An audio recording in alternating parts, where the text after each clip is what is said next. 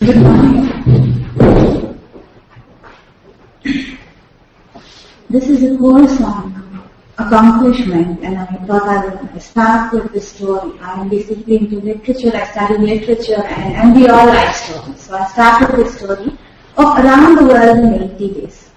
It is a famous novel by Jules Verne, who was written 140 years ago. It's about this wealthy English gentleman, Phileas Fogg. It comes in the English newspapers that the railway track connecting the west and the east coast of India has just been completed, and so now it's possible to go around the world in just 80 days. It was supposed to be a very short period 140 years ago. And some of Fogg's friends, they are skeptical. They say, how is that possible? There are so many uncertainties, so many variables. But Fogg is such a punctual, methodical man. He says, no, there is nothing, there are no unknowns, and I'm sure it's possible. And so he sets off on this journey with his valet pass with him. They travel by sea from England to France, to Egypt, to India, and there are so many storms, delays. Finally, they get on this train, the news report of which set off this journey. And after a day's travel by train, suddenly the train stops and the engine driver says, all of you get on the track, ends here. The news report turned out to be premature. There was still a 100-mile track through a forest which has not yet been laid. And with no choice but to cross that forest to the point where the track resumes, Fogg and his valet, they are all forced to get off the train. And what do? They catch hold of a man who has an elephant. They purchase the elephant from him, cross the jungle, the forest on elephant, and then they have an encounter with some tribals, and they have a very narrow escape. They rescue a princess in the process, and finally they cross this forest, they get onto the train again, and then they continue the journey by sea to China, Japan, US, and there are so many storms when it looks like the ship will be just drowned, dashed to pieces, and they will all be drowned. They finally manage to reach San Francisco. Again, they have to cross the US by train. They get on this train, and suddenly the train, it slows down, it stops, and they look out the window, and they see a huge herd of some 10 or 12,000 buffaloes crossing the track. There's nothing to do, the engine driver tells them, but just to wait. So they have to wait for 3 hours for the last of these animals to cross the track. And then the train resumes. Again, after a few hours, what happens is the train stops again, and the driver tells them, oh, there's this bridge in front and it's too weak, it may not be able to stand the weight of this train, it might collapse, so why don't we all just get out, cross the river, walk to the next station, catch the next train the next day. But then there's one engineer who says, no, actually it's possible to go over the bridge so fast that we can almost fly over the bridge. The tracks, the wheels don't even touch the tracks. And he says, oh, there's a 70% chance of success. What about the other 30% passengers worried? But all the American passengers, they say, no, let's go ahead with this. 70% chance of success, we'll go ahead with this. And so they go back a little, pick up very high speed, and they almost fly over the bridge, and just as they cross the bridge, they turn around to see that the bridge is just collapsed under the impact. But they are safe. And then they are attacked by some Native Americans, the Sioux Indians, and these people, they loot the train and they capture some of the passengers. And Fogg finds that his valet passenger has just been captured, taken a prisoner by these Native Americans, and he refuses to go without his valet, and so he goes in search of him, fights these Indians, frees his valet, brings him back, and then they find that the train is gone, it's just left without them. What do? They find some man who has actually designed a snowmobile. He's taken a boat, he's fixed some sails to it. It's the peak of winter. So all the lakes, the plains are all frozen, and there's a strong wind. So this man says, I can take you to the next station in this device that I've designed. They don't have any choice, so they get on this, and then the icy cold wind it takes them to the next station in Omaha, and they can't even get off this boat because they're all frozen stiff. And then they manage to reach the train, they reach New York Harbor, and they find that they have just missed their steamer by half an hour. And so he's so resourceful, he gets a hold of this cargo ship captain and he gets him to take them to England. And again there are some storms and they use up all the coal, and suddenly in the middle of the Atlantic Ocean, the ship is run out of fuel. So what do? You're in the middle of the ocean and you have to cross this, you have to reach England and so forth. What he does is he first suggests cutting all the canvas and burning it. And once all the canvas is burnt, he says, let's chop all the decks, the cabins, all the wood that is there to be burnt. Anything that is there to be burnt in the ship is all burnt. And finally, when they reach England, there is only the engine, the hull of the ship, and they manage to reach the country. But all the countrymen, all the Englishmen are amazed because people traveling, going around the world itself is something miraculous, let alone doing it in 80 days. The bet was he will do it in 80 days. He managed to do it, and so nobody thought that he would be back, and definitely nobody thought he would be back on the said day. And so when he manages to do it, it was a miracle at that time. This is fiction, but it very closely reflects reality of the period, because the story has a happy ending, but travel back then was very difficult, whether by sea or by land. All long journeys were fraught with risk. When Columbus said that he could reach the east by going west, nobody even agreed with his idea. Nobody was there to even accept it. He went to such great difficulty to get funding for his trip. He tried unsuccessfully in Portugal, Genoa, Venice, in England, and nobody was willing to fund. With great difficulty, he got the King and the Queen of Spain to support him, finance his journey.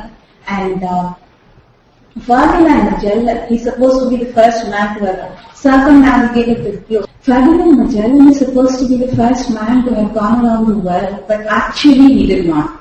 It was only his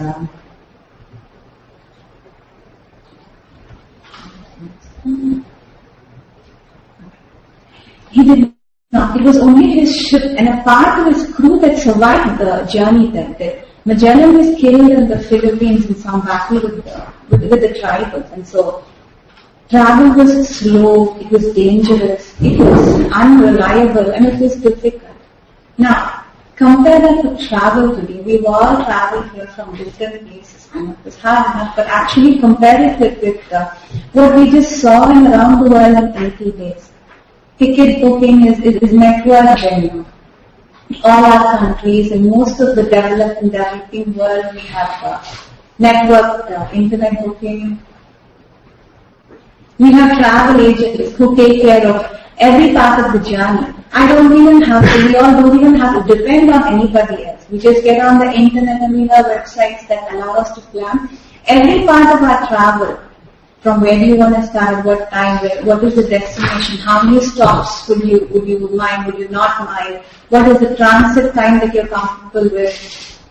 And we can even arrange for the pickup and the drop from the airport. We can even book, decide what food we want during the journey. And if I want to reserve hotel accommodation, that's also available. We can do that from anywhere we are. And we can even find out what the other people who have stayed in that same hotel think about it. Its food, its service, its internet connection, everything is possible. If I'm going on a holiday, then I can find out which are the places of interest nearby. I can even book all of those trips, and I can pay for all my expenses in advance. I can even check myself into the flight in advance. So how much power we all possess today. This was something that was unimaginable. We just saw around the world in 80 days. Everything is variable. There's nothing constant. There's nothing certain at all. But today we can plan almost up to the minute the entire every part of the journey. And we're not dependent on anybody, let alone an incorrect newspaper report. Using a smartphone, I can even actually see the railway track. Using something like Google Maps, we can see any part of the world. We can see the train going on the track, the traffic on the streets, and so we have virtually the entire world in our hands. And travel today is relatively safe, fast, reliable. Everything is certain. We can decide on every part of the journey. So traveling around the world is no longer considered a miracle like it was. It's business as usual. Many people do it in one day. And how did this happen? How are we all so powerful today? What was our miracle at that time? We do it as a matter of course. We don't even think about it. We've taken it so much for granted. We all have this power today. And it is true that there are airplanes and computers and internet and smartphone, but not everything can be attributed just to technology, because we see that this change over the past 50, 100 or more years has come in every part of our life, not just travel. Travel I just used as an example to compare, but we are better off in every way today. We live longer today. Life expectancy, which was 30 in medieval England, it inched up to 31 in the beginning of the 20th century. And today the world average is 72, and it is much higher in parts of the world. There is a lot of regional variation. There is much less starvation today. Thomas Malthus, he said that the human population growth would outpace food production and there wouldn't be enough food for everybody. But today, UN study predicts that by 2030, we will have surplus food, surplus in needs of the human population. Unfortunately, starvation and hunger will not be eliminated, but that will only be because of misgovernance and not because of actual shortage of food. And education is no longer the domain of history. Just for comparison, in 16th century, a wealthy German merchant, he asked a friend of his, a learned man, I want to give my son a very good business education. Where do you suggest I send him? And this friend of his, he told this wealthy German merchant, see, if you want your son to learn addition, subtraction, then any university in France or Germany will do. But if you want him to get advanced business education, like go on to multiplication, division, then you better send him to a university in Italy. And wherever you are today, the multiplication tables are taught in primary schools all over the world. Almost every country has a compulsory free primary education. We see these changes in every part of our life. I can vote today, whereas women 100, even 50 years ago in many places could not vote. Even some men could not vote. And we all receive this as a gift. I did not do anything personally to ask for this, to fight for this. We all just receive these as gifts from outside, from society. So, how did we all get this? Why does society give all this to me? Why does this world outside give it to every one of us? What is this relationship between the individual and society? So, this is why I started off with the story of society, because there is a very, very close relationship between our accomplishment and the world outside. The individual does not exist separate from society. Our growth is defined, sanctioned, supported by society alone. Any movement, any successful movement if you take, it has been led by one person, but that has been possible only because of the support of the masses. Without the support of the people around us, society, no one person can be successful. Any movement goes there if you take Martin Luther's views, they were accepted because the people were ready for the Reformation. In a few years, 200 new religious denominations had sprouted across Europe. And when Charles Darwin gave his theory of the origin of species, there was opposition from the church, from a number of groups, but still there was acceptance of his theory because he himself said that the people were ready. The scientific tempo was awakening the people of England in 1859. And that's proven by the fact that in the first 2 days of publication of his book, it was a huge book, a 490-page book that he wrote on this theory of the origin of species. In 2 days, the book was sold 1,050 copies, and then it went for a second edition immediately, and the next 3,000 copies were sold out within a month. And so in his lifetime there were 6 different editions, and then they were translated into multiple languages. It could not have been that people came to the bookstore, just picked up out of curiosity and said, what's this all about, and then decided. What Darwin himself said was, the scientific temper was awakened because a number of the scientists, the younger scientists, they were finding it difficult to accommodate their latest findings in the framework that existed at that time. They were finding it very difficult, there were contradictions, they wanted a new theory. And so when Charles Darwin came up with this theory, it was accepted. Not readily, not among everybody, but by and large it was accepted because there was readiness. And because of the readiness that was there, he was able to actually be successful. And you already mentioned Mahatma Gandhi today. Mahatma Gandhi, he called on the Indians to give up their government jobs, to boycott all British goods, to spin their own yarn and to make clothes from that, to boycott anything that was British. It required a lot of sacrifice to give up your job, but still millions of Indians, 300 million Indians followed him. So Gandhiji was able to become a leader because the people were ready. All the Indians wanted freedom, but what do you do? How do you go about it? So when there is a leader who voices your aspirations, the people were ready to follow him. So he became a leader because he identified with the intense aspiration of the masses. And so it was the people who made him the leader. He was in tune with their aspirations. Mikhail Gorbachev could not have ended the Cold War all by himself. One man cannot bring about a revolution. He represented the aspirations of millions of Russians who aspired for greater freedom, for people all over the world who did not want the Cold War to continue, who did not want a nuclear war at any cost. It was because of this that he was able to dismantle this authoritarian regime in spite of the powerful Communist Party, the KGB. One man, it was not possible for him to do it alone unless he had the support. May not be of everybody, but of a huge group of people. We've just heard a lot about Steve Jobs. He was successful because he was meeting a need of the people. The need might not have been voiced. Music, love for music is inherent among all of us, and we're all more mobile today. The picture of a family, the parents, all the children sitting around the radio, listening to whatever was aired by a channel. That doesn't just happen anymore at all. It's just a vintage picture, photo from the past. So we're all mobile, we are always on the move, and we want to carry our music with us. And so, when Jobs came up with the iPod, small, elegant, light, a very nice, beautiful machine that we can carry around with us, which can carry thousands of our favorite songs. Wherever we go, while we're exercising, while we're traveling, we spend so much time in travel today, all the time, if we can carry our music with us. We might not have said, no, I think this is what I want, but he was in tune with even the unvoiced aspirations of the people.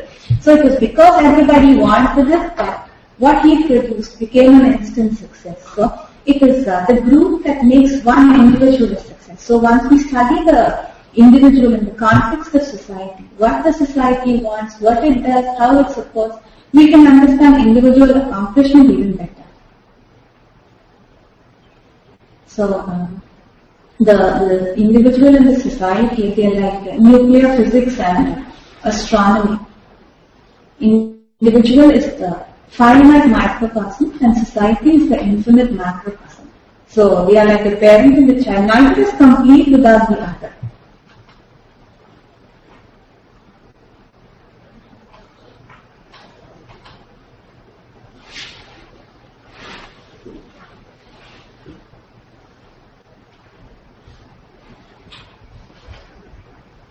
So, what is the society? We talk about it, we use the word so often, we think about it, we use it in so many different contexts. What is society? Where is it? Where does it exist? We always think of society as something out there, outside of this room. It's out there and I am here. That is a society and it's just me. But actually, if we think of society, what exactly is it? Society consists of people. Without people, there is no society. We don't talk about a society 4 billion years ago or at the time of the dinosaurs. We made no society. But Society is not just a group of people. It's not just taking a lot of people and putting them in one place that makes it a society. Society consists of people who are related to each other through some formal, some informal mechanism. It can be people who belong to one family, one country, one language, all the Indians, the Americans, the Russians, the Europeans. All of these can form a society. There is some sense of shared identity among this group of people. It can be the same educational background, the same religion, or the Hindus, the Christians, the Muslims. These form a society, and people can belong to the same political ideology, to the same economic background. They can be all the literates, all the billionaires, all the Silicon Valley entrepreneurs, all the technocrats. So when people are related through some mechanism, it could be physical, it could be psychological, it could be mental. When there is something that binds all the people, some sense of identity is there, we call it a society. The society is not just groups of people. There are also structures that bind us together, because without the structures, there would be nothing to bring everybody together. One of the physical structures is the family. It's the family that brings people together. We have all these physical structures. If it were not for this group, how would we all come together? And if it were not for the internet and for these communication facilities, we have so many people online today. So this has also brought us together here. And so there are a number of structures that are found in society. So society consists of these groups of people, subgroups, and it consists of all the structures that bring people together.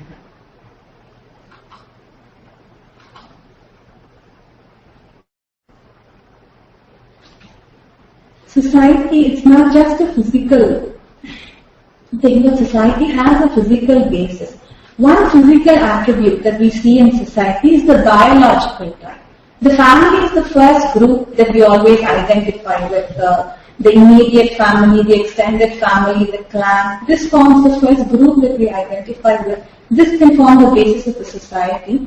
Geography can be another attribute that brings people together. People of the same village, town, state, country, region, of the same continent. These can also be one attribute according to which we define a society. So we have the society of the Russian peasants in the Siberian region, the Indian immigrants in the US, the Arabs in the Persian Gulf. All of these can form a society. And there are the physical structures that bring these people together physically. One is the family. Otherwise, how do I identify with these people? They're supposed to be related to me, but it's the family that actually gives the structure for identifying with them. We have the houses, the buildings, the schools, colleges, the offices. All of these physical structures are there which bring people together physically. We have the communication facility here which has virtually brought us all together.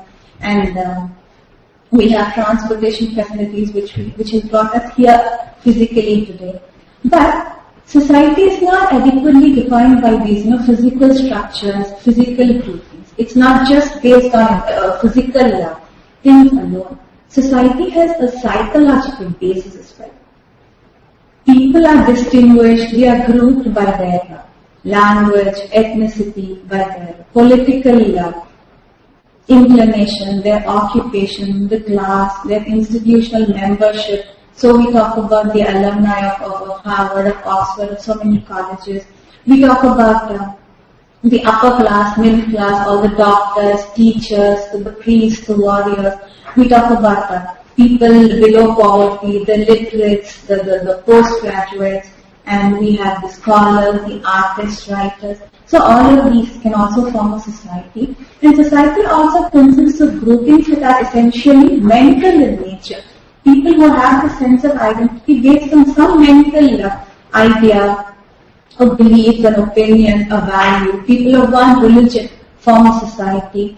There are the conservatives, the communists, the capitalists, the atheists, the theists. All of these also form societies. People who are against the use of nuclear power, people who are against discrimination, those who are against using animals for testing, and people who are for recycling, for deforestation. All of these groupings when people come together based on one mental idea, it doesn't matter where you are physically, people all over the world on Facebook or anywhere can come together and say we are against war, we are against using mines, whatever. So based on a mental idea also, people come together. So society is this vast, complex organization of people into various groups and subgroups. And all these groups are interlinked and they are overlapping. People can belong to more than one society. I can belong to this country, I can belong to a religion, I can belong to this economic stratum, I can belong to some political ideology. So we have an Indian Hindu who's a software engineer, so they can belong to different groups. One can be an American, a Republican, a lawyer, or you can be a European banker who belongs to the royalty. One can be an African tribal who has gone on to get an education, become a doctor, migrated to Canada. So many different subgroups are there, and one can be a part of all of these subgroups, and they are all overlapping, and all these overlapping organized structures. They form society.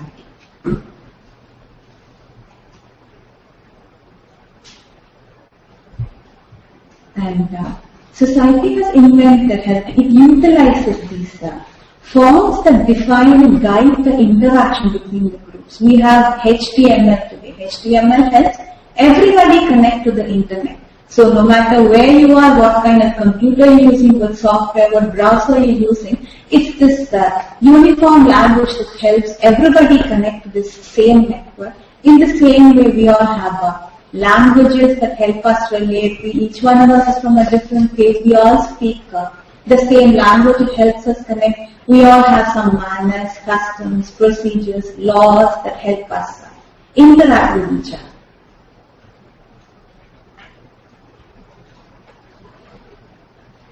So, what is it that distinguishes a society from a mere grouping of elements? The whole is more than the sum of its parts, Aristotle said, and that we see in everything. A piece of cake is definitely not the same as some sugar, butter, flour, and this combined. If you take a piece of music actually, you remove all the pauses between the different notes and you play it, or that would be too loud and too much. If you make the gap between each note uniform, if you play it all at a uniform space, then it ends up sounding very weird. It isn't beautiful music at all. A poem is not just a string together of words. And this way, if you group anything with anything else, we get something that's totally different. For example, when you take the horse carriage and fix an engine to it, you get a motor car.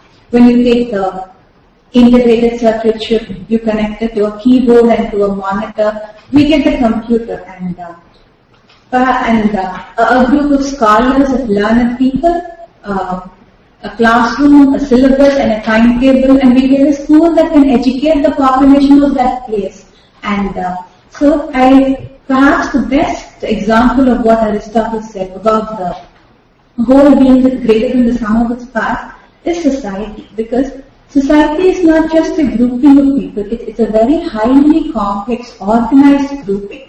When a machine is taken apart or it's not properly assembled, it's of no use, it doesn't work. Sometimes it can even malfunction. Same way, we are all combined, we are organized, coordinated in such complex ways that we are so productive that we can even call society something that's alive, conscious, a living organization.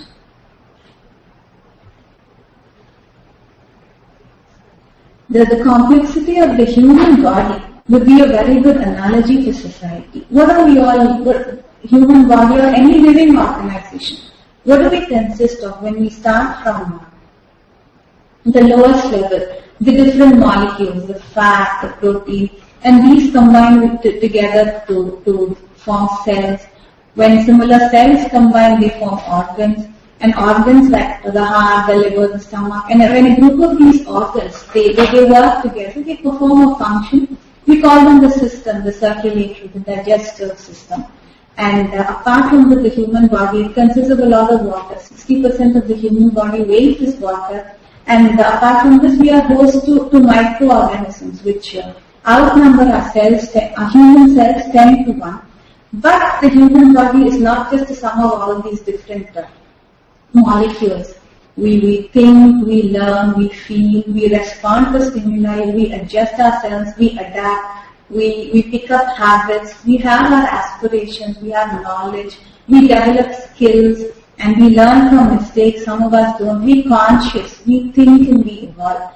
And if you take society is something very similar, and that's why we call society a living organization. We can see society is alive, it's conscious in so many simple ways. It is said that minutes after Britain's Princess Kate, Duchess of Cambridge, she steps out of her car, dresses similar to what she's wearing gets sold out within minutes from online stores. How does this happen? Society seems to be literally watching. They're watching what she wears. The moment they see her on TV or on their phones or maybe directly, they immediately go and purchase those similar dresses.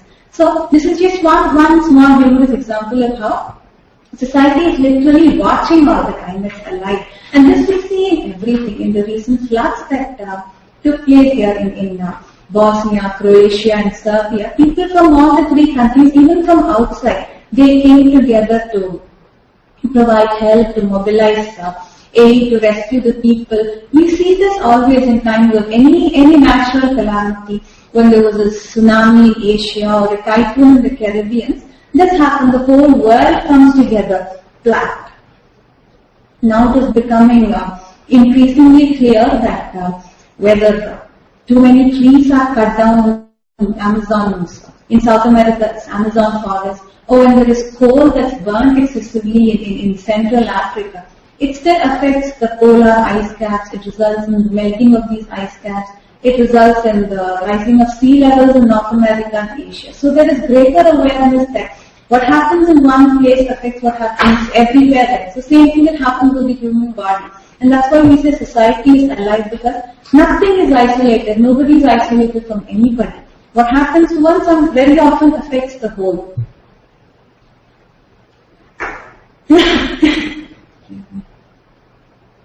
When it is learned that the conditions of the fishermen or the sailors in Thailand's fishing boats is very close to slavery.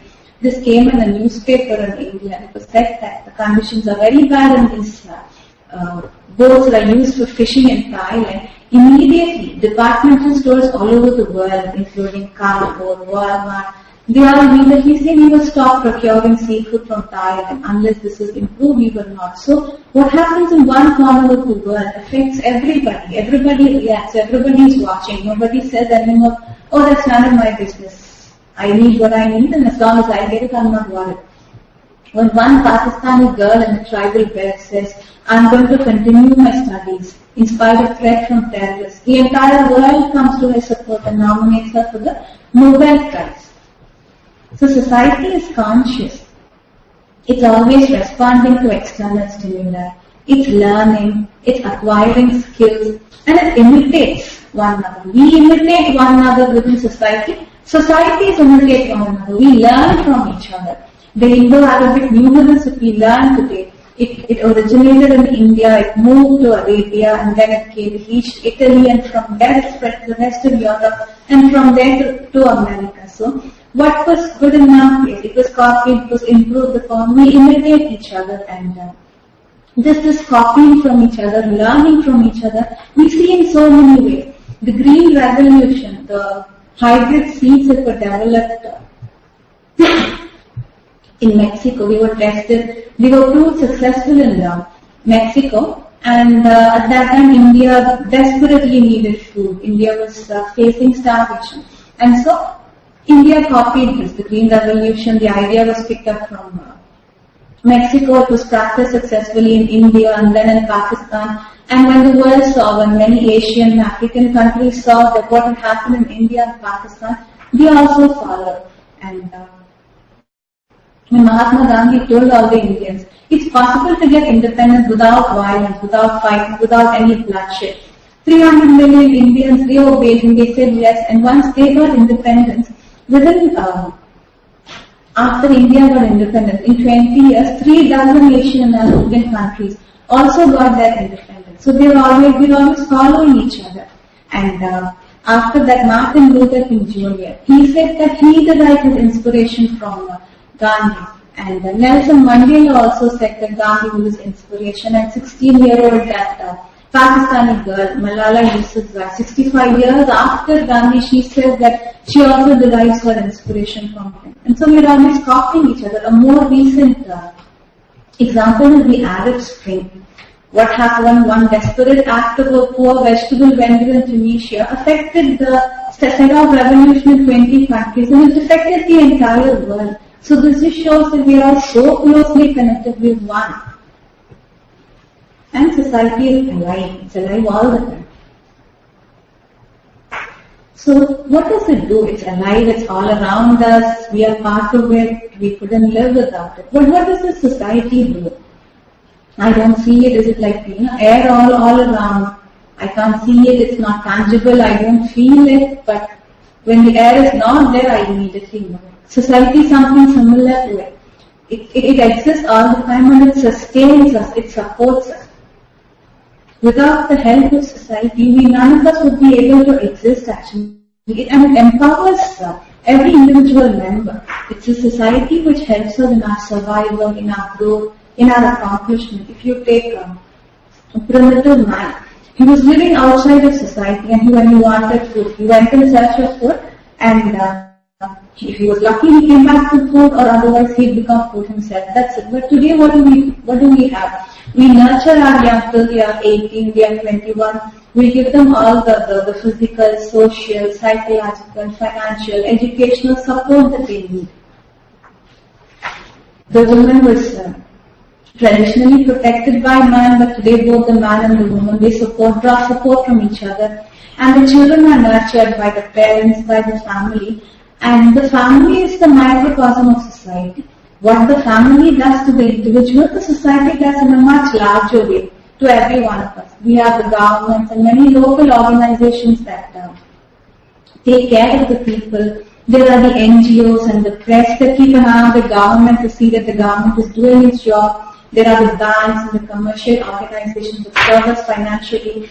We have our police, army, law enforcement agencies which take care of our safety. All of these are organizations created by society. We have organizations today that are dedicated to every possible cause that you can think of the poor, of the minorities, of the environment. There are even societies that watch the rubbish that's left in space, that is dumped in space, with the shrinking polar ice caps, the size of the Amazon rainforest. We have societies for everything, organizations that watch everything today.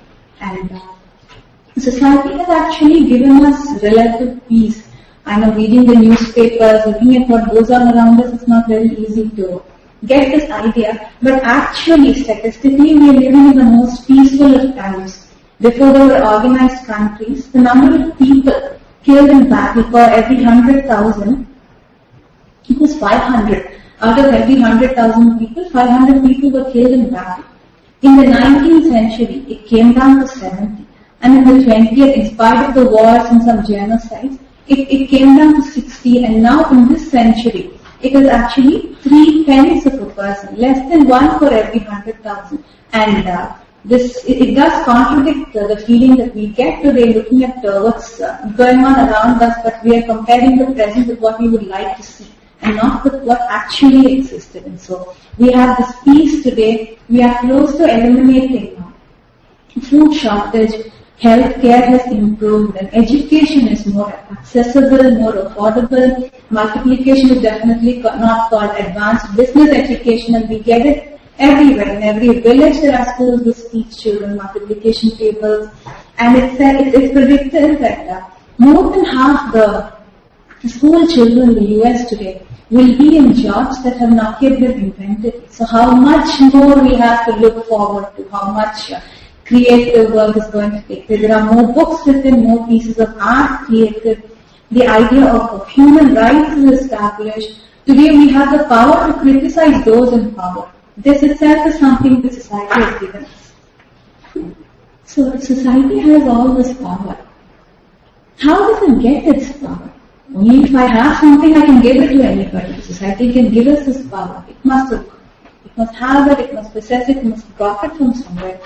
There is a story of an Indian emperor, a Mughal emperor named Humayun.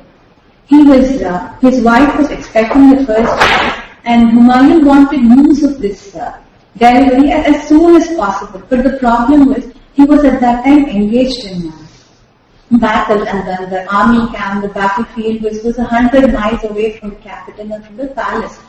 But he wanted news as quickly as possible, and then the fastest horse and the best rider would take at least one day in the difficult terrain in the hot sun. Even a relay of horses and riders, it would reduce the time, but not considerably.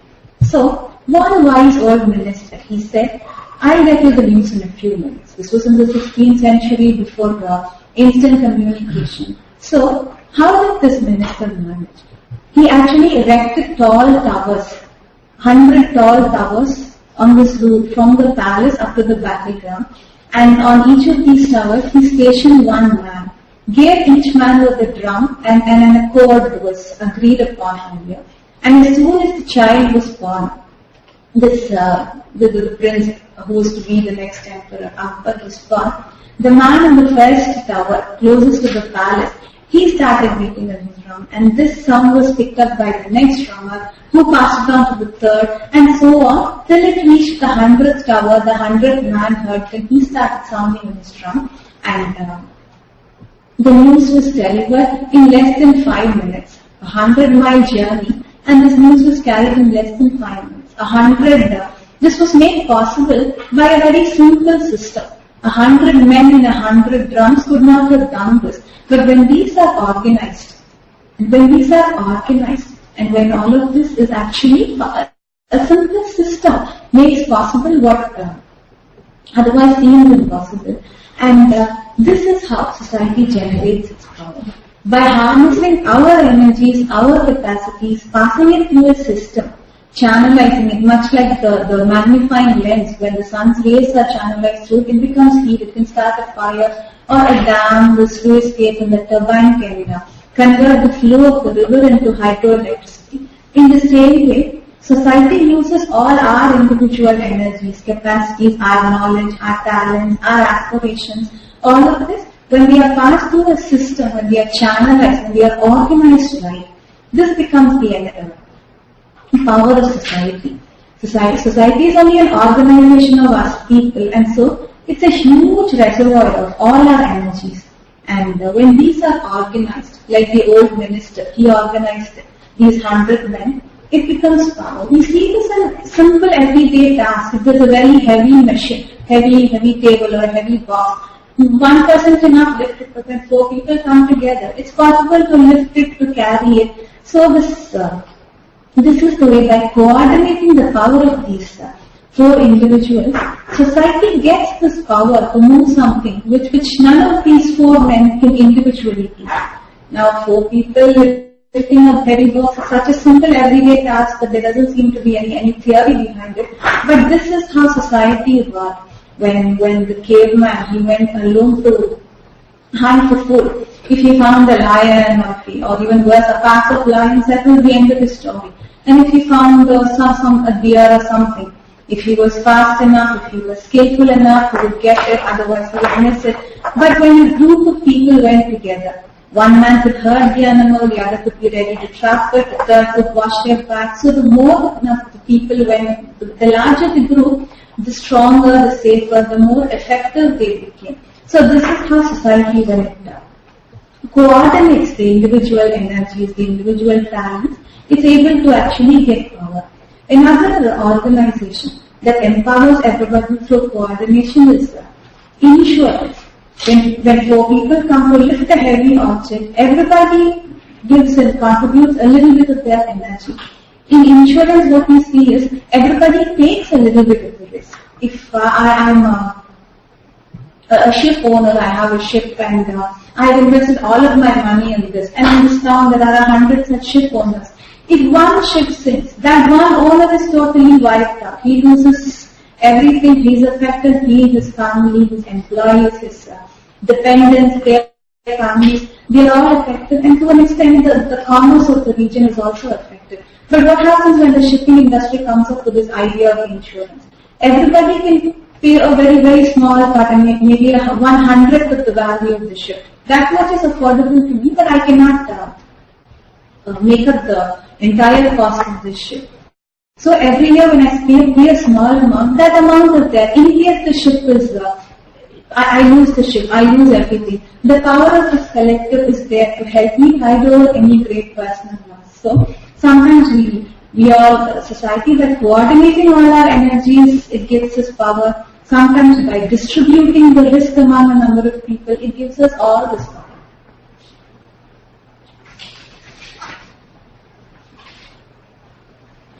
A small contribution from many sources going on to build something very massive. We've just seen in Wikipedia. Wikipedia is not something that any one man or woman can create. This is the work of 30 million people, out of whom 3 million have been active at different times. And totally it has 30 million articles in 287 languages.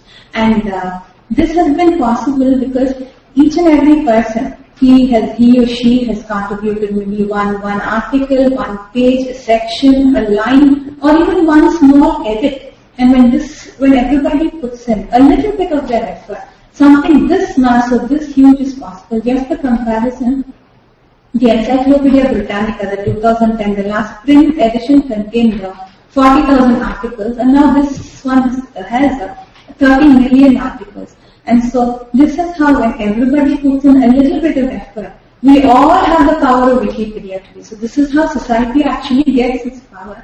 This is not possible just because of the internet or the wiki application. Technology is such an integral part of all our lives today that it's very tempting to attribute everything to development in science. But something like this was actually done even before the internet, in the mid-19th century. Professor James Murray, he launched a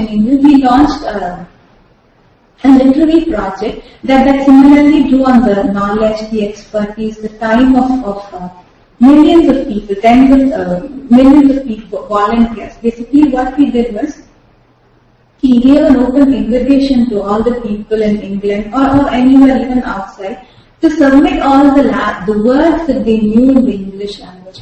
Words, their meanings, their first use, their the origin, the prefix, suffix, whatever they knew about each word.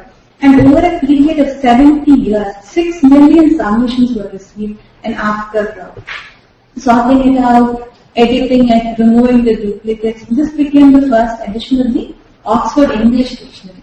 And so this is something that has always been, this is not just something that we see in Wikipedia. This way of organizing everything, organizing all our individual talents, this is one of the ways in which society gets this power. We just want a short clip from the movie Gladiator. Some of you might have already seen this clip from Gladiator. It shows the Roman army defeating the Germans. What is one of the reasons why the Romans win? We see it has a lot of specialized divisions. It has the infantry, the archers, the cavalry, the signal bearers. There is even one man who lights up the oil. So every one of the archers can fire his arrow at the same time. So they have these divisions for everything. So this is another reason why the way in which society gets this power. For one, it just brings people together, coordinates everything and gets this power. Another way is by creating these specialized divisions where each group concentrates on a task. And when all these groups come together, it gives the Roman army a power which nobody can match. The German tribes, they had a lot of courage, determination, energy, but they could not succeed because the Roman army is so well organized into different specialized divisions. We see in front all of these people. In the background there are the physicians, the blacksmiths, the people who tend to the animals, the people who build the tents, who take care of these people, the cooks. There are so many different groups, and when all these separate groups come together, each one specializing in a task, and when these come together, this gives the Roman army such great power, which just raw energy. They take a 1,000 or 10,000 high energy people and you put them together, they still cannot match the organization of the Roman army. And so this is another way in which society creates power by these specialized divisions. When all the farmers produce the same crop, everybody stays at subsistence level. And so when everybody specializes, that everyone has everything they want. If the school has just math teachers alone, it's dysfunctional. All the experts have to come together, and that is when there is education for the people there. Another contemporary example which was actually raised in the morning's question was this partnership between Steve Jobs and Steve Wozniak at Apple Computers. Steve Wozniak was the technical genius. It was he who designed the computers, but Jobs brought them this flair for marketing, for packaging, for selling it to the people, for taking it to the people. And so when these two people, they brought together different skills, different talents. Between them, the two of them together vanished, but neither of them could have individually done. Apple Computers, to be a success, it needed the technical genius of Steve Wozniak, plus the flair for marketing, for packaging, for selling that Jobs had. So when both came together and became a success. So this way, specialization also gives society this power.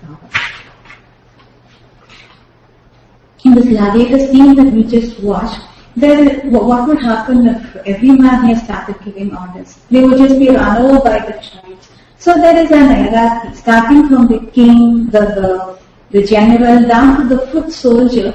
There is a path through which authority flows. If this path were not there, if it were not followed, there would be total chaos. So society, by dividing itself vertically also into an hierarchy, it gets this power. Prime ministers, president of I think every country are criticized by its own people, but no country that doesn't want to be dissolved into total chaos can do without it. We need somebody at the top, and in any organization without a CEO, a college, or a school without a principal, without a vice chancellor, would be directionless. So we need these different groups in a college, the vice chancellor, the different departments, the deans for each department. In a school, the principals, the different grades, the class teachers, the different grades, the subject teachers. So when this hierarchy is there, society gets more power. Also, when everything has to be taken, all the decisions have to be taken by, say, the president of the country. How dysfunctional would that be? For example, if somebody were to come and ask the president, well, do we raise the taxes, by how much and when? And then there is this meeting of all the teachers, do we serve tea or coffee? And then if he had to take all of these decisions, the neighboring countries accumulating a lot of troops in the border, so what do we do about it? And in the front office here, would you like in the flowers, roses or lilies? Something like this. If, every decision has to be taken by the Prime Minister without any difference in the importance. The important decisions being taken by the people at the top and the ones below them taking the less important decisions. If this kind of hierarchy were not there, society would not be so powerful, so effective. So this kind of vertical delineation is also required. And this is there, the military power is distributed this way, political power. Every profession has its hierarchy of expertise, from the service technician to the production engineer to the designer and army, business, any organization that you take. It's divided into these different levels, which makes it more effective. So we saw this power that comes from coordination, from specialization, from these hierarchies. There's just one more that we will look at right now, the power that comes from integration. When the car manufacturer Ford, he started making the Model T, he started off by making 10,000 cars a year at the beginning of the 20th century. And in 10 years, by 1910, he went up to 20,000. And in 1920, he was making 1 million cars a year. And by 1925, he went on to make 2 million cars a year. So actually, he made one simple change in the factory. Instead of making the workers, the men go to the car, he made the car come to the men. Till then, cars had been, one car had been made from the start to the finish by one group of people, just like they had been making horse carriages earlier. But what Ford introduced was the interchangeable parts. All the cars, they used the same parts, and he installed these the moving assembly line in the factory. There were these huge conveyor belts laid all through the factory, and this car that was being assembled, it kept moving along this assembly line, and there were groups of people at different stages in this assembly line, each one fitting the same part to every one of these cars. In this way, he was able to reduce the time, reduce the cost. Everybody became an expert at his or her task, and it raised productivity and profits, and so by integrating all these tasks, the entire factory floor, he integrated all the tasks, and he was able to actually make Ford a lot more productive, profitable. And in the same way, what Ford did in his factory, we see society doing it at a much larger level. Amartya Sen, he won the Nobel Prize for Economics. He said, and this has been echoed by others as well, that countries with functioning democracies do not suffer from famine. What's the connection between a democracy and the availability of food in the country?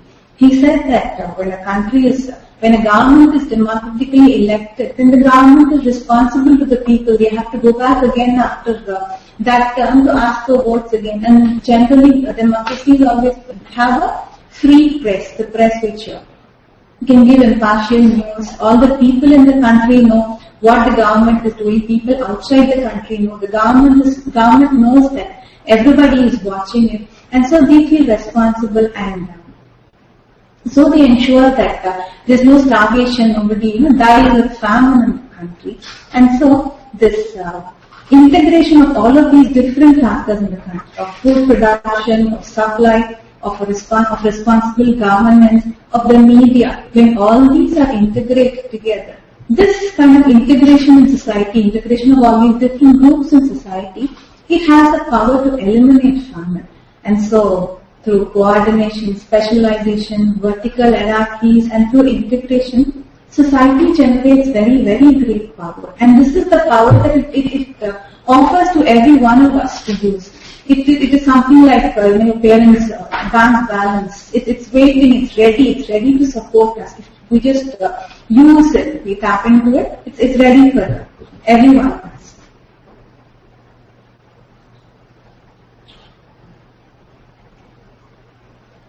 We already saw some of the types of power that we find in society. Society has power for defense, for external security. We all don't go to sleep wondering if the neighboring country will attack our country in the night and colonize us the next day. And we know we are protected by governments, by armies, there is international diplomacy, there is law. And we do lock our doors every night, but we know that power is stronger than our front door, and the lock are actually taking care of us. There is the fabric of law in society. There are law enforcement agencies that are policing and ensuring our internal security. The comparison I started with in the beginning, the comparison between the journey around the world in 80 days and how things are today, this shows the long way that we have traveled in transportation. And we see the same thing in transportation of cargo. Our supermarkets are filled with products from around the world. We have kiwi from New Zealand, oranges from California, dates from the Persian Gulf. Everything is available all around, all through the year in all our supermarkets. And so we have this plenty that we see today. And there is a story that India received independence from the British in 1947. And for years after that, there were some villages, people in some villages who had not heard of it. They did not know that the British had left because news just had not reached them. It used to be like that. A few decades earlier, we had to wait for the next day's newspaper to find out what happened that day. And if an event happened too late during the day, after the paper had gone to the press, we had to wait for one more day. Sometimes when these cricket matches take place in the West Indies or some distant place, we had to wait for an extra day to find out whether India won or lost.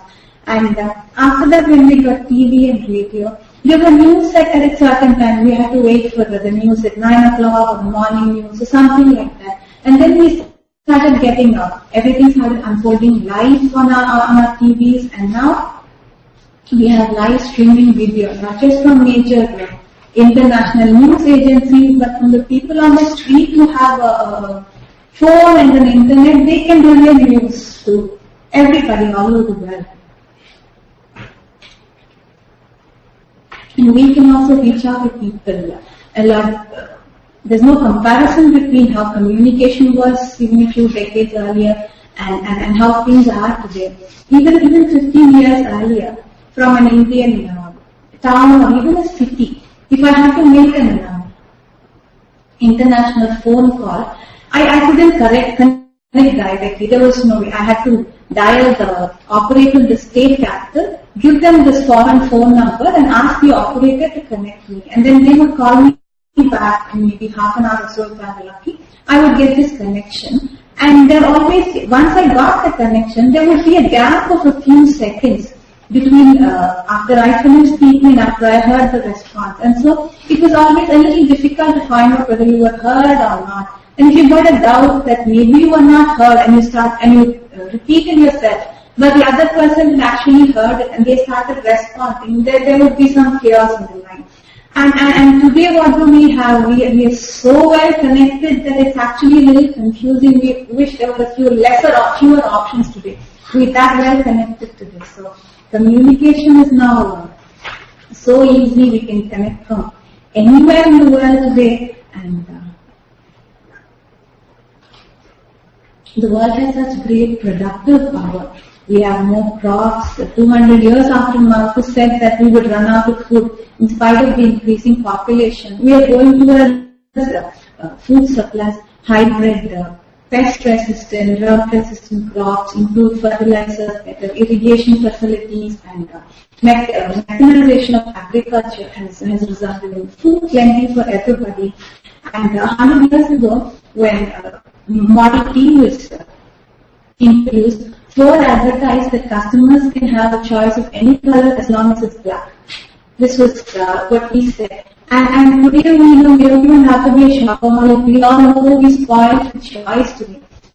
The choice in the phones are actually style statements today, and in all the other products, unless you do a lot of research before you go to the shop, you can be quite overwhelmed by the choice that's available to every one of us. And commerce at all levels, local to international, it wields very great power and influence. Trade today between countries has the power to convert hostility into cooperation, even into friendship. And there are banks and other financial organizations which allow us to do a lot that was not possible earlier. If it were not to bank debt and for loans, only the wealthy would be able to venture. Today, because of credit, venture capital, anybody with talent, with a good idea can become an entrepreneur. Education itself is made possible by credit, by educational loans today. Earlier, the opportunities that were available only to the wealthy, to the influential people, is now available to every one of us today. We are all covered by a fabric of law. There are rules that bind the international trade. There are rules for property. There are rules for intellectual property. If I write a story, nobody can copy it for that. If I have an idea, I can say the idea is mine. We have laws that take care of that.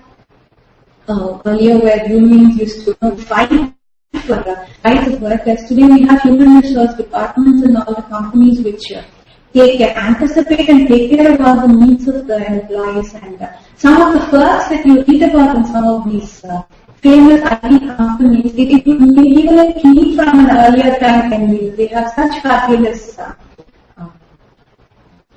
perks available today. And what a great power education is. All of the knowledge that has been accumulated by generations in the past centuries, all of that is, in a capsule form available to every one of us. In a period of 15 to 20 years, we can all acquire that knowledge today. Earlier, in a group of illiterate people, like in a village, The one person who could read, if there was a letter, everybody had to go to that person and say, please read out this letter for me, or this telegram for me, or please write a letter which I want to send. They wouldn't know what the other person was writing. And so, that one person who could read wields such great power. We all have that power today. We're so used to it that we take it for granted, and the power that is available to elect few is now available to everybody. Earlier, a wealthy, a successful trader had to calculate how much wages he had to pay to his employees. He would have to appoint a special accountant, and the accountant would need about a week's time and a physical object to actually calculate. And today we are trained so well that we can do basic arithmetic in our mind. At most we need a pen and paper, and there are these special software packages to calculate all this. And education is easily accessible today, and books that were so few handwritten that they had to be chained to the libraries because they were so rare and so precious. They are available plenty. There are libraries, there are book banks, and there is electronic books and electronic readers. There we see infinity in reading material. If there's anything in short supply, it's only our time and energy and not reading material.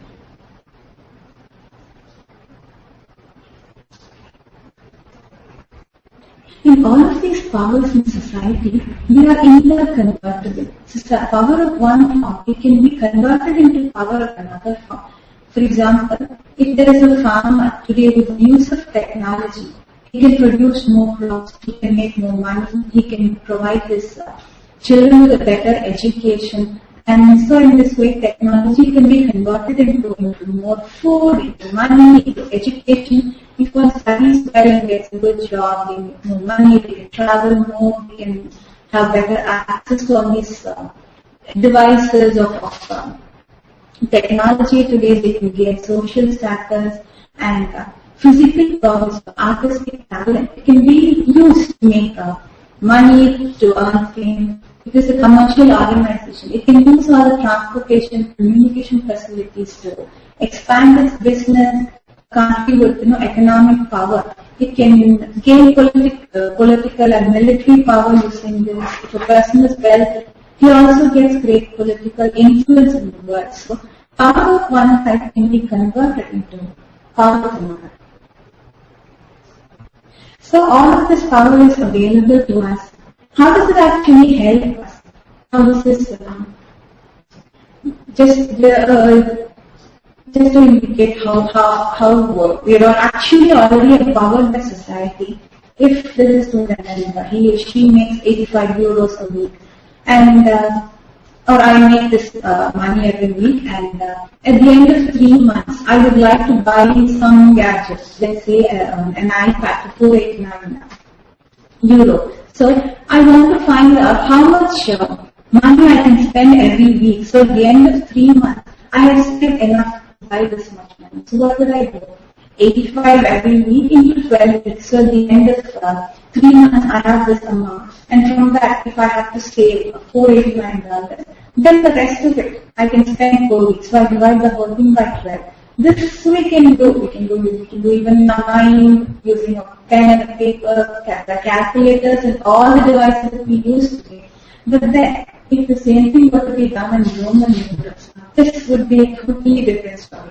And this is just an indication of how improved things are all today. We see this change in everything. Like, as the saying goes, we don't have to reinvent the wheel. We don't need to learn how to make fire, because we are the product of a very, very long line of evolution.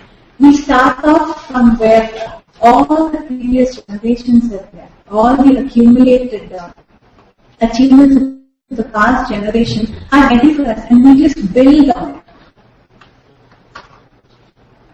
And we have just received this as a gift from society, for no fault of us, for no descent of us. We have received this gift. Columbus, when he traveled from Portugal to Genoa to Venice looking for support, he didn't get it anywhere. Finally, with great difficulty, he got the support of the Spanish king and queen, and he prepared these ships, hired sailors, many of whom did not really think they would come back, because they would just fall off the edge of the with great difficulty. He actually made this travel. Many explorers like him, Magellan and Cook and Vasco da Gama, they risked their lives, the lives of other people, a lot of resources were spent. They faced storms and hostile natives and starvation and disease, and they took with them these cartographers. They had devised instruments, and they charted new territories. They made use of these various instruments, measured distances, plotted coastlines. They made mistakes, they learned from their mistakes, corrected each other, corrected themselves. And all of this effort invested in these perilous journeys and all the information that they all collected piecemeal, all of that is encapsulated in a world map that we have, or in a model book. So all of this work of so many generations, so many centuries, all the energy invested into all this is just available in a small map that fits into our, even our phone today. So this is how we have been empowered by society. We use language, numbers, there is education, there is this, and we can all get an employment, become entrepreneurs, we use money, all of this come to us from society. The Wikipedia is the work of 30 million people. That is, conceivable to us. It's not the actual magnitude. The idea is, the concept is very clear. But when we get up and get ready and come to college or work, the effort of so many people are involved in this. People who design the buildings, who design the alarm clock, the internal plumbing, heating, the electricity, wiring, building our houses, our clothes, shoes, the traffic rules that have been set in place, all that we use to plan cities, the educational institutions, all of these serve us. Society offers these vast resources to everyone. And some people go to school, they learn. Some people do just enough work to make the grades. And some go on to empower themselves and to become successful. This is what we all do in society at a much larger scale. Those who take the slightest effort, make use of all these powers that society has to offer to us, they are. For example, there is a whole class of software engineers who now who developing these. In the developing countries, we have people who learn some programming, who become software engineers, and who quickly go on to the middle class. So this wave of prosperity that is there in society, people do the minimum required of them, and they are carried on by this wave in society. There are those who, for some reason, refuse to become part of the society, refuse to have anything to do with progress. People who discriminate against some groups, who refuse education for the girls, for the women in their country. There are people who isolate themselves from the rest of the world and say, no, we will not be a part of it. All those are the people who lose out. They miss all of the power that society has to offer to them.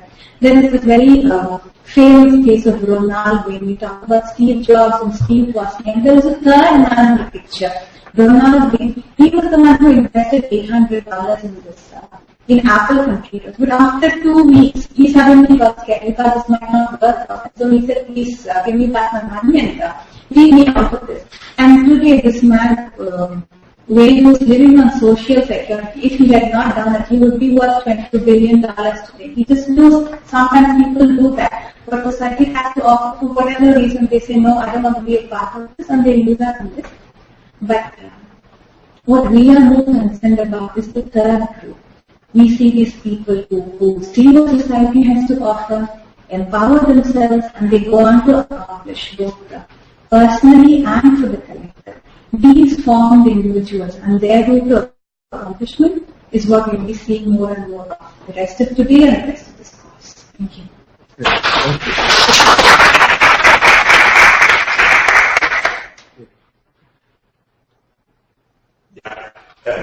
I appreciate that. I think it's important to underline the contribution that society has made to progress. I feel personally that it's equally important to underline the enormous tragedy and destruction of society over this period. otherwise, it would not be possible. We're not talking about the oppression that is constant through any society and through history and the present days. We would be impotent if we don't see reality to do anything for it. It's my conviction that from 3,000 years ago to today, there is an enormous amount of progress that we have achieved, but not without cost. Just give some example of the points that you made. Your country and many other countries have been able to have a green revolution and to feed an exploding population that this planet seems to be ill-equipped to sustain.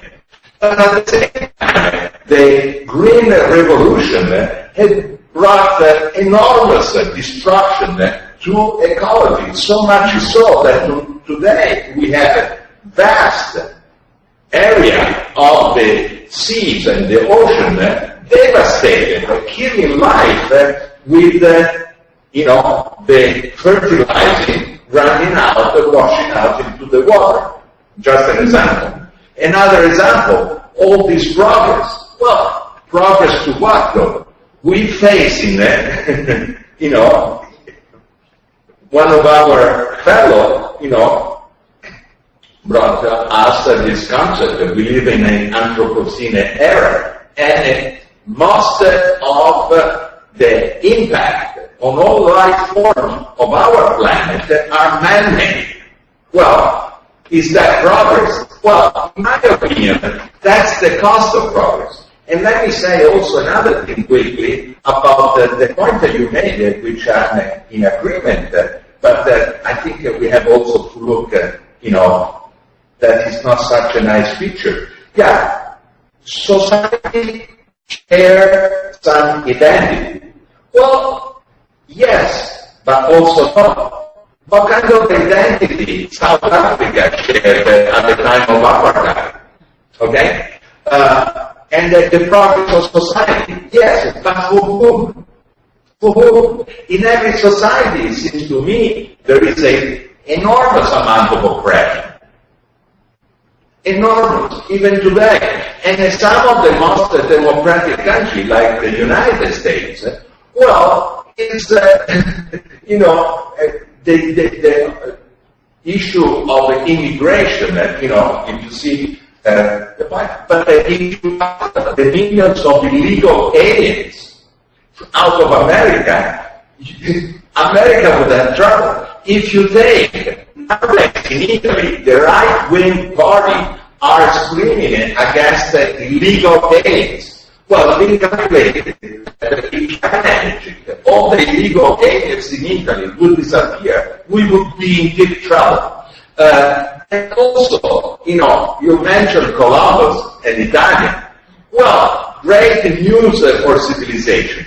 Which civilization? Because Columbus, doing that incredible feat of accomplishment with the three little, ships, brought them to the destruction of the natives in those new continents. And so, I think it wouldn't be wise and useful to have a one-way optimism, a one-way dimension of progress. Let's see that the function of society is important. But important is to be aware of the many dysfunctions because they are generated even now. And power is not just a desirable thing. Power is a power of construction, but it's also the power of destruction. And I think we need to have a very clear that in our mind, because otherwise we are impotent to deal with the issue that we need to pass. Yeah. So thank you for your I appreciate, Alberto, that you have put a qualification or a circle around this. I think it's very important to give the right impression. As I understand what Janani was trying to do, we're talking about accomplishment. We're going to talk about the role of the individual in that accomplishment, which we really haven't come to except in a few examples so far. And what she's saying, as I've understood it, is that there is a basic power of society for accomplishment, which is made available to members of the society, and as Alberto said, in very different measure at different times for different purposes. And it can be used positively or negatively. But we need to understand the source of that power. We need to understand where it comes from. So she talked about coordination, specialization, systems, structures, hierarchy, communication, as skills, as ways in which the society takes individuals and makes them in some more powerful. Whether that's powerful for destroying the German tribes or growing crops and destroying the environment, or powerful for creating prosperity for everybody, that really raises further issues. And I think we will be addressing those, and hope we'll be addressing them all in the subsequent talks. For example, one of the issues is what our values are. And Janani is going to be talking about. What are the values by which we're exercising power? I think it was a very interesting point. A couple of points that really struck me. One is, we talk so much about technology. You know, if we hear the story of, like Wikipedia, immediately we say, well, it's technology's done all of these things. But you take the example of the Oxford Dictionary, without any technology except letter, a postal letter, it is a social organization. So we not only have technology, physical technology, or we have a technology for getting people to work together. And that's really what we're talking about as society. How do we get the capacities of people, the energies of people, and get them to work together? But Alberto raised another very important point, and which I know we will come back to on the fifth day, and that is, it not only depends on our values and our intentions, but it also depends on our knowledge. If we think growing more food and feeding people is good and right, and if technology will help us do that, that's good. Our intention may be good, but our knowledge is severely limited. Our viewpoint that we look at agriculture separate from the environment, we look at things in a piecemeal way. So by the time we finish this conversation, we not only have to understand where the power comes from, and the capacity comes from, but what are the determinants of how that power is used? And I think those are the points you were raising, and it's very, very important that we may be taking it a piece at a time, but unless we address all these issues and see how that power can be mobilized positively, and that in the Apple ad, when they were showing George Orwell's vision of 1984, that was also power. But it was power to suppress individuality. It was power to dominate and control people. So these are all parts of the bigger picture, and I think all we've done is really begun a discussion and show that there's a lot more that we need to be looking at. Anyone else like to make a comment? I know we're actually already ran over time. Are there any questions on here? I haven't seen.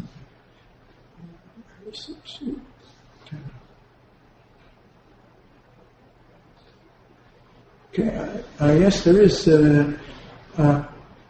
Kaushik Krishnaswamy has a question. Kaushik, would you like to present this, or you want me to read it?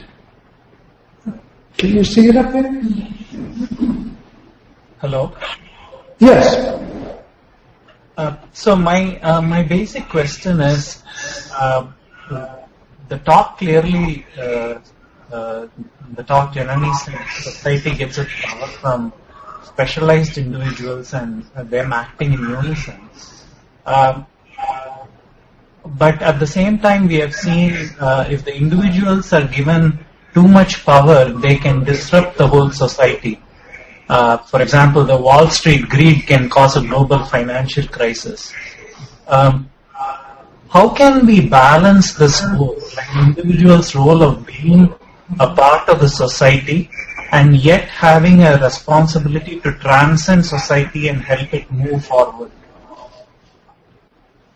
And how can society nurture this responsible individuality?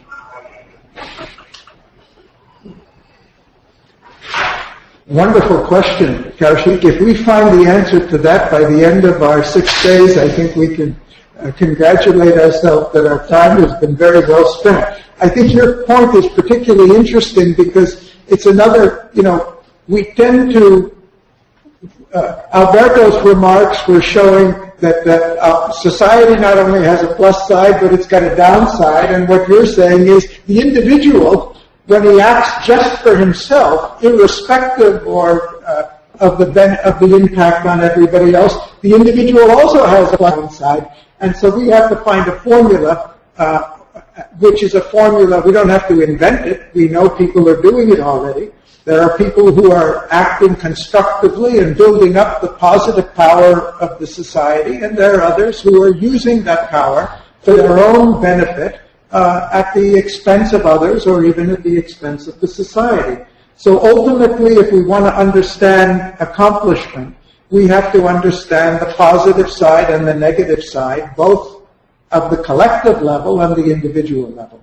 Wonderful question. Let's revisit it at the end of the course and see how effectively we have answered it. Thank you. Okay, I think if there's no further comment or question from anybody?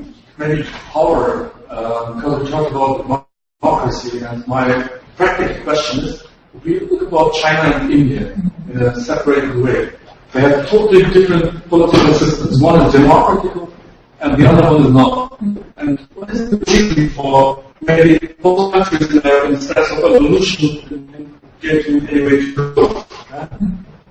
Say popular population, they're very intelligent, they're very smart, but what is the reason for the Chinese people are nowadays very low now more powerful? It's a very interesting question, an interesting debate. And of course, there's a couple of different dimensions to this. How many Indians would like to live under a Chinese system? I think you'd find very few. What we see in China is a tremendous economic progress, which is really remarkable and extremely impressive, in which the freedom of the individual is sacrificed for this material economic benefit.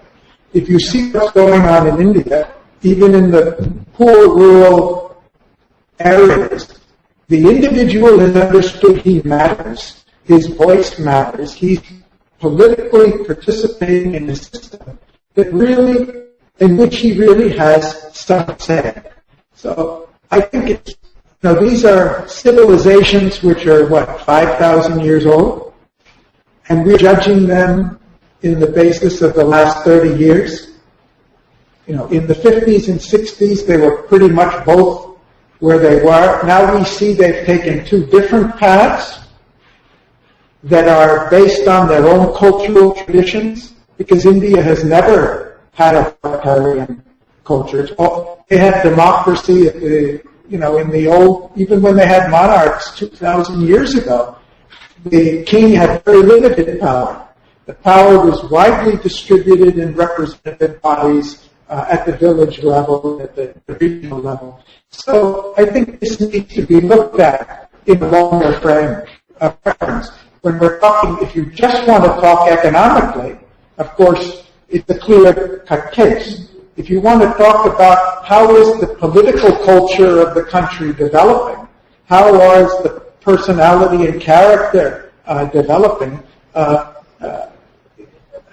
we have to, it's another question. The first impression from Chinese and from Indian wasn't an internship, because two students applied for an internship in our institute and asked the Chinese one, what do you think, because I have both CDs, yeah, from Chinese and from Indian part, and I asked the Indian guy, what do you think about Chinese people? And I asked the Chinese guy, what do you think about Indian people?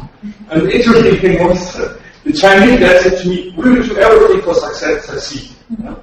And the Indian guy said to me, the Chinese will do everything to succeed. And we know we are more ethical. And moreover, I decided for the Indian guy because I think not to do everything for succeed, but to think more a little bit more, as you mentioned, for more social, ethical part of the economical perspective also of more family. Anyway, I think I really appreciate your point because it shows that that's why I was very hesitant in talking about accomplishment. What do we mean by it? If we're talking just money or just production, but your example itself shows that the human conception of what accomplishment is much more complex than that. Do we want money at any cost, or do we want culture at any cost? We define what it is we want, and our job is to look at what's the process by which we get what we want. Well, Simon, I would disagree. In my parameters, I don't think China is very powerful. Actually, it shows an incredible fragility. It has to oppress and exploit its people, the first best natural resource for a nation, and destroy its environment. So I think China showed a tragedy like every, absolute system where few people have a power over millions of other human beings.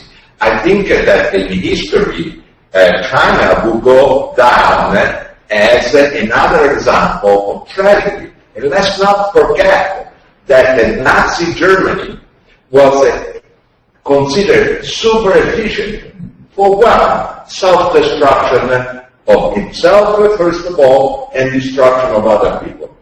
Let's, have that, very clear when we talk about power, that there are two kinds of power. Power of destruction and power of construction. Functional power and dysfunctional power. And we have to invent some more functional metrics because the metrics that we use are part of the problem, certainly not of the solution, in my opinion. It's a very interesting issue, and just to complicate it a little more, when I was thinking about examples of accomplishment, I put that list of different temporal accomplishment, geographic accomplishment to categorize it. I had another category which I removed at the last minute, because even when we say this is constructive use of power and this is destructive use of power, well, one of the things that Mikhail Gorbachev did was he destroyed an old system. He didn't create the new one. But we know, and that's the idea of creative destruction, without destroying the old system, he didn't want to destroy the old system. He really wanted to evolve to a new one. The French Revolution was what? It was a very destructive activity, but it was a destruction of the old, which eventually led the way for something new and greater. So this relationship between constructive and destructive itself, if we had time, Janani had proposed, and I like the idea of Jane Austen wrote this novel, Pride and Prejudice, about a romance, simple romance story, but it was written at the time of the French Revolution. And during that time, there was strict censorship in England that you could not refer to the French Revolution at all because the British were terrified of something like that coming to over. So you had the French Revolution going on, which was destroying the aristocratic class, which from their perspective was very destructive. From the lower classes, they considered it, well, this is freedom. And you'd see in the story of Pride and Prejudice, I hope you'll talk about it later in one of your talks, it's a story of how the classes came together without revolution. how they started to intermarry and move together and break down the barriers between them. So this is another parameter of our discussion. What is the role of, we talked about opportunities and challenges and how they go together. Well, what's the role of that which destroys the existing and creates the new? There are also two dimensions. Mila? Really briefly, I appreciate that you mentioned the paradox of their kind, and I'll be speaking of some paradoxes we need to take into consideration. The constructive destruction, or the process of sort of harnessing some crisis for an opportunity. That's what we repeatedly talk about. But what I would like to go back to real quickly is what Alberto talked about, a particular motivation, a particular values that inform that process. And the reason, say, French Revolution had a different outcome is exactly because it led to greater liberation of the individual.